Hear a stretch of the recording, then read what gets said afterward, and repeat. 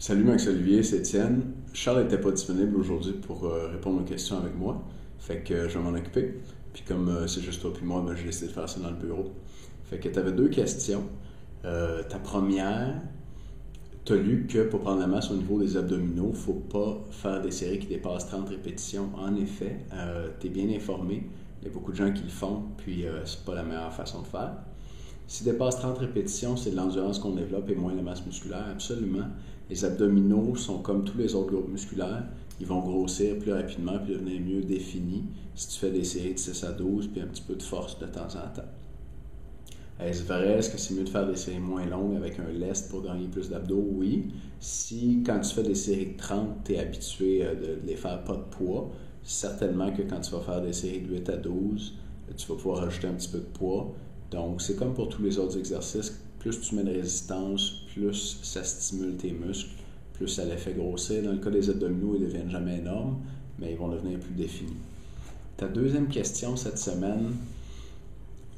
Bonjour, j'ai deux questions pour vous. 30 minutes avant ma musculation, je prends 28 grammes de whey, 94%, une tasse de gros Quaker, 5000 mg, 5 grammes d'acide aminé à chaîne branchée, leucine, isoleucine, valine, et puis la même chose après.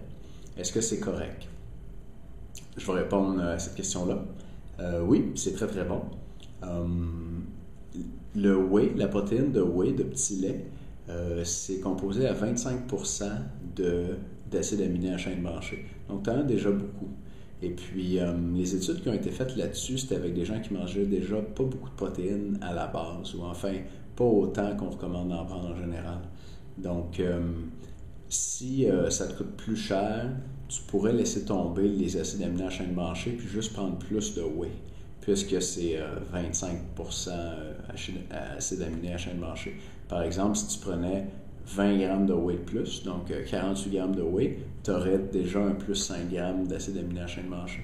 Donc, si ça te revient moins cher, et puis si ça te complique moins la vie, et puis surtout si tu manges déjà beaucoup de protéines, tu pourrais laisser tomber les acides aminés à chaîne branchée, c'est pas obligatoire.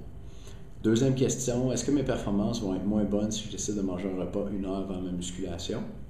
Faute de temps, je ne peux pas attendre 3 heures pour ensuite faire de la musculation.